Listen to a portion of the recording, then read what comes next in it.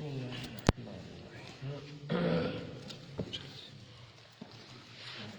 نحمده ونصلي ونسلم على رسوله الكريم أما بعد فأعوذ بالله من الشيطان الرجيم بسم الله الرحمن الرحيم إن الله وملائكته يصلون على النبي يا أيها الذين آمنوا صلوا عليه وسلموا تسليما اللهم صل على سيدنا محمد وعلى آل سيدنا محمد وبارك وسلم عليه. ذات محترم، ہم نے درس فقہ کل شروع کیا تھا.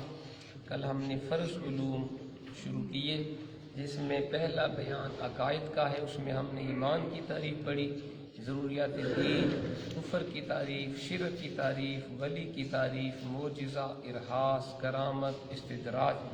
پھر ہم نے سبق نمبر 1 میں توحید الہی کا بیان پڑھا. توحید الہی قرآن کی روشنی میں آج بھی یہی موضوع ہے. توحید کسے کہتے ہیں، یہ سوال ہے. اس کا جواب یہ ہے کہ توحید کا لغوی معنی ایک ماننا ہے. شریعت میں توحید سے مراد دل سے تصدیق کرنا یعنی ماننا، اور زبان سے اس بات کا اقرار کرنا کہ ہماری اور تمام دنیا کی پیدا کرنے والی ذات ایک ہے اور وہ ذات اللہ رب العزت کی ہے. اس کا کوئی شریک نہیں، نہ ذات میں، نہ حکومت میں، نہ عبادت میں. یہ توحید کا معنی ہے. اللہ پاک کے موجود ہونے پر کیا دلیل ہے، یہ بھی سوال ہے. اس کا جواب سن لیں. اللہ پاک کا موجود ہونا یہ سورج سے زیادہ روشن ہے. اس کی ہستی کا یقین ہر شخص کی فطرت میں داخل ہے. خصوصاً مصیبتوں میں، بیماریوں میں، موت کے قریب اکثر یہ فطرت اصلیہ ظاہر ہو جاتی ہے اور بڑے بڑے منکرین بھی خدا ہی کی طرف رجوع کرنے لگتے ہیں اور ان کی زبانوں پر بھی بے ساختہ خدا کا نام ہی آتا ہے. جب مصیبت آتی ہے انسان کے اوپر تو اسے رب یاد آتا ہے. وہ کافر ہو، مسلمان ہو، کوئی بھی ہو، پھر وہ اللہ کے سوا کسی اور کو نہیں پکارتا. دنیا کی کن چیزوں سے خدا کی ہستی کا پتہ چلتا ہے، یہ بھی سوال ہے. اس کا جواب سن لیں کہ تھوڑی سی عقل والا انسان بھی دنیا کی تمام چیزوں پر نظر کر کے یقین کر لے گا کہ بے شک یہ آسمان و زمین، ستارے اور سیارے، انسان و حیوان اور تمام مخلوق کسی نہ کسی کے پیدا کرنے سے پیدا ہوئی ہے. آخر کوئی ہستی تو ہے جس نے ان کو پیدا کیا اور جس طرح چاہتا ہے ان میں تصرف کرتا ہے. جب ہم کسی تخت یا کرسی وغیرہ بنی ہوئی چیزوں کو دیکھتے ہیں تو فوراً سمجھ جاتے ہیں کہ کوئی کاریگر ہے جس نے ان کو بنایا ہے. اگرچہ ہم نے اپنی آنکھ سے اسے بناتے نہیں دیکھا لیکن ہمیں پتہ چلتا ہے کوئی بنانے والا ہے. ایک عرب کے بدو یعنی دیہاتی نے کیا خوب کہا ہے کہ اونٹ کی مینگنی دیکھ کر اونٹ کا یقین ہو جاتا ہے اور نقش قدم دیکھ کر چلنے والے کا ثبوت ملتا ہے. تو پھر ان برجوں والے آسمان اور کشادہ راستہ والی زمین کو دیکھ کر اللہ کریم کے ثانی عالم یعنی جہاں کو پیدا کرنے والا ہونے کا یقین کیوں کر نہیں ہوگا. فی الواقع آسمان و زمین کی پیدائش، رات دن کا اختلاف، ستاروں کا خاص نظام، ان کی مخصوص گردش اس بات کی کھلی ہوئی دلیلیں ہیں کہ ان کا کوئی پیدا کرنے والا ضرور ہے جو بڑا زبردست قوت و قدرت والا اور بہت بڑا حکیم اور با اختیار ہے، جس کے قبضہ قدرت سے یہ چیزیں نکل نہیں سکتی. جب ایک عام سی شے کسی بنانے والے کے بغیر نہیں بن سکتی، اتنی وسیع کائنات بغیر کسی بنانے والے کے کیسے بن سکتی ہے. توحید کے کتنے مرتبے ہیں؟ توحید کے 4 مرتبے ہیں. نمبر 1، اللہ پاک کے سوا کسی کو واجب الوجود نہ سمجھنا. صرف اللہ کی ذات واجب الوجود ہے. واجب الوجود کا معنی وہ ذات جو بغیر کسی سبب اور علت کے ہے اور جس کا ہونا ضروری ہے اسے واجب الوجود کہتے ہیں. یہ صرف اللہ کی ذات ہے. اللہ کے سوا کوئی شے بھی واجب الوجود نہیں. ایون کہ انبیاء کرام کے ہمارے پیارے آقا بھی واجب الوجود نہیں ہے. اللہ کے سوا ہر شے ممکن الوجود ہے یعنی اس کا ہونا ممکن ہے، کوئی ضروری نہیں ہے. تو یہ توحید کا پہلا مرتبہ ہے کہ اللہ پاک کے سوا کسی اور کو واجب الوجود نہ سمجھنا. نمبر 2، تمام روحانی اور مادی عالم کا خالق سوائے اللہ پاک کے کسی کو نہ جاننا. تمام روحانی اور ظاہری نظر آنے والی دنیا کا خالق سوائے اللہ کی کوئی اور نہیں ہے. اللہ ہے نا خالق سب کا، سب کچھ نے پیدا کیا ہے. نمبر 3، آسمان اور زمین اور ان کے درمیان کی چیزوں میں تمام تدبیر و تصرف کو اللہ کریم ہی کی ذات کے ساتھ مخصوص سمجھنا، یہ توحید کا تیسرا مرتبہ ہے۔ آسمان و زمین اور جو کچھ ان کے درمیان ہے، سب کی تدبیر کرنے والا، نظم و نسق چلانے والا، ہر شے کے اندر تصرف کرنے والا صرف اللہ کی ذات ہے، کوئی اور نہیں ہے۔ نمبر 4، اللہ پاک کے سوا کسی کو مستحق عبادت نہ سمجھنا، یہ توحید کا چوتھا مرتبہ ہے کہ فقط اللہ کی ذات عبادت کے لائق ہے، کوئی اور نہیں ہے۔ تو یہ 4 توحید کے مرتبے ہیں۔ اللہ پاک کا ذاتی اور صفاتی نام کیا ہے؟ خدا پاک کا ذاتی نام اللہ ہے، اس کو اس میں ذات بھی کہتے ہیں، اور لفظ اللہ کے سوا اور نام جو اس کی کسی صفت کو ظاہر کرے اسے صفاتی نام یا اسماء صفات کہتے ہیں۔ صرف اللہ یہ ذاتی نام ہے، باقی سب اللہ کریم کی صفاتی نام ہے، جیسے یا کریم، یا غفور، یا رحمان، یا شکور، یا حنان، یا منان، یہ سب صفاتی اسماء گرامی اللہ کریم کے۔ رب کریم کے کتنے نام ہیں یہ بھی سوال ہے، تو اس کے نام بے شمار ہیں، اللہ کریم کے نام بے شمار ہیں۔ حدیث پاک میں آیا اللہ کریم کے 99 نام جس کسی نے یاد کر لیے وہ جنتی ہو۔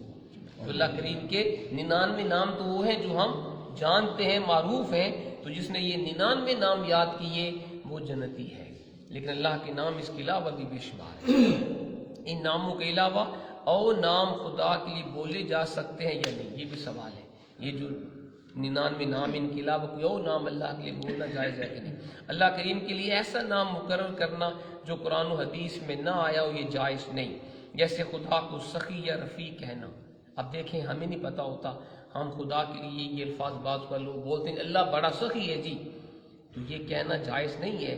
فقط وہ نام اللہ کے لیے پکارا جائے جو قرآن و حدیث میں جس کا ذکر آیا ہے۔ اسی طرح دوسری قوموں میں جو اس کے نام مقرر ہیں اور خراب معنی رکھتے ہیں، یہ بھی اس کے لیے مقرر کرنا ناجائز ہے، جیسے خدا کو رام یا پرماتما کہنا۔ ہندو وغیرہ جو یہ رام کے الفاظ بولتے ہیں، یہ بھی اللہ کی ذات کے لیے مناسب بلکہ جائز نہیں ہے۔ کیا یہ دنیا ہمیشہ سے ہے؟ نہیں، کیونکہ یہاں کی ہر چیز کے لیے ایک عمر ہے۔ پہلے وہ پیدا ہوتی ہے اور جب تک اس کی عمر ہے باقی رہتی ہے، پھر فنا ہو جاتی ہے۔ تو یہ دنیا فانی ہے، یہ ہمیشہ رہنے کی چیز نہیں ہے۔ دنیا کی چیزیں پیدا اور فنا کرنے والا کون ہے؟ تو اس کا صاف جواب اللہ کریم۔ کیا اکیلے اسی نے ساری دنیا بنا ڈالی یا کوئی اور بھی اس کے ساتھ شریک ہے؟ یہ بھی سوال ہے۔ کوئی اس کا شریک نہیں، سب اس کے بندے اور اس کے پیدا کیے ہوئے ہیں۔ وہ اکیلا تمام جہان کا پیدا کرنے والا ہے، اس کی قدرت والا ہے، کوئی ذرہ اس کے حکم کے بغیر ہل نہیں سکتا۔ یہ بھی ہمارا عقیدہ ہے۔ کیا ماں باپ سے بڑھ کر بھی کوئی مہربان ہے؟ یہ بھی سوال ہے۔ تو اللہ پاک ماں باپ سے بڑھ کر بلکہ سب سے زیادہ مہربان رب کی ذات ہے، ہر شے سے زیادہ مہربان، اپنے بندوں کے اوپر رحم کرنے والا پروردگار عالم ہے۔ اللہ پاک کے بارے میں یہودی، عیسائی اور مشرکین کیا کہتے ہیں؟ یہ بھی سوال۔ یہودی حضرت عزیر علیہ السلام کو اور عیسائی حضرت عیسیٰ علیہ السلام کو خدا کا بیٹا کہتے ہیں۔ قرآن نے کہا نا وقالت اليہود عزیر ابن اللہ وقالت النصارى المسیح ابن اللہ، کہ یہودی عزیر کو خدا کا بیٹا کہتے ہیں، عیسائی حضرت مسیح کو خدا کا بیٹا کہتے ہیں، جبکہ یہ عقیدہ یہ توحید کے خلاف ہے، یہ شرک ہے۔ اللہ کے سوا کوئی خالق و مالک نہیں، بلکہ اس کا کوئی بیٹا بھی نہیں ہے۔ اسی طرح مشرکین فرشتوں کو اللہ پاک کی بیٹیاں کہتے ہیں، اس کے ساتھ مخلوق میں سے کسی نہ کسی کو شریک ٹھہراتے ہیں۔ یہ سب کفر ہے اور مسلمانوں کے عقیدہ کے خلاف ہے۔ کفار و مشرکین جیسا اسے ماننے کا حق ہے، سچے دل سے اس طرح اللہ کو نہیں مانتے، کفریہ اور شرکیہ اقوال و افعال میں مبتلا رہتے ہیں، برے عقیدے رکھتے ہیں، اور ہاں نبی پاک علیہ السلام کی نبوت کا بھی انکار کرتے ہیں۔ کفار مشرکین ان پر ایمان لا کر ان کی لائی ہوئی شریعت کی ہر بات کو سچے دل سے قطعی یعنی یقینی تصدیق کرنا ہی اسلام میں داخل ہونا اور نجات کے لیے ضروری ہے، اس سے انکار کرتے ہیں۔ ان حضور کی ذات کے اوپر بھی ایمان لانا اور آپ کو سچے دل سے نبی برحق ماننا، یہ بھی اسلام کے لیے ضروری ہے۔ مسلمان اللہ پاک کے بارے میں کیا کہتے ہیں؟ مسلمانوں کا عقیدہ ہے اللہ پاک یکتا ہے، وہ ایک ہے، وہ نہ کسی کا باپ، نہ بیٹا، نہ اس کی کوئی بیوی، نہ رشتہ دار، وہ سب سے بے نیاز ہے، ساری مخلوق اس کی پیدا کردہ اسی کی محتاج ہے، وہ سارے عالم کا پاک پروردگار ہے، اس کا کوئی شریک نہیں۔ ہم اللہ پاک کی عبادت کیوں کرتے ہیں؟ اللہ پاک کے سوا کوئی عبادت کے لائق ہی نہیں، اس کی نعمتیں اور اس کے احسان بے انتہا ہے۔ قرآن نے کہا وَإِن تَعُدُّوا نِعْمَةَ اللَّهِ لَا تُحْصُوهَا، اگر تم اللہ کی نعمتیں گننا چاہو گن نہیں سکتے۔ اس کی ذات اس بات کی مستحق ہے کہ اس کی عبادت کی جائے، وہ عالمین کا رب ہے، یعنی سارے جہانوں کا رب فقط اللہ ہے، سارے عالم کا خالق و مالک ہے، وہی عبادت کے لائق ہے، اس کے سوا کوئی عبادت کے لائق نہیں۔ اللہ پاک کے بارے میں کچھ اور عقائد بھی بتائیں جن کا جاننا ضروری ہے۔ اللہ کریم ہر کمال و خوبی کا جامع، ہر عیب و نقصان اور برائی سے پاک ہے، وہ ظاہر اور چھپی ہوئی ہر چیز کو جانتا ہے، کوئی چیز اس کے علم سے باہر نہیں۔ جیسے اس کی ذات یعنی وہ خود ہمیشہ سے ہے، اس کی تمام صفات یعنی خوبیاں بھی ہمیشہ سے ہیں۔ اللہ پاک ہمیشہ سے زندہ، قدرت والا، سننے والا، دیکھنے والا، کلام کرنے والا، ارادہ فرمانے والا ہے، وہی تمام جہان کا بنانے والا ہے۔ آسمان، زمین، چاند، تارے، آدمی، جانور، جتنی چیزیں ہیں سب اسی نے پیدا کیا ہے، وہی پالتا ہے، سب اسی کے محتاج ہیں۔ تو یہ تھا آج کا درس جو ہم نے توحید کے بارے میں پڑھا۔ کل انشاءاللہ ہم اللہ کی ذات و صفات کے بارے میں پڑھیں گے۔ اللہ تعالی ہمیں یہ بنیادی یہ فرض علوم سیکھ کر ان کے عمل کی توفیق عطا فرمائے۔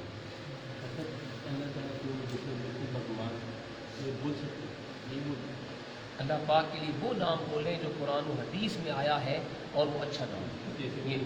جی بالکل، یہ نام نہیں، اس طرح کے نام اللہ کی شان کے خلاف نہیں بولنے چاہیے۔ الحمدللہ رب العالمین والعاقبۃ للمتقین والصلاۃ والسلام علی سید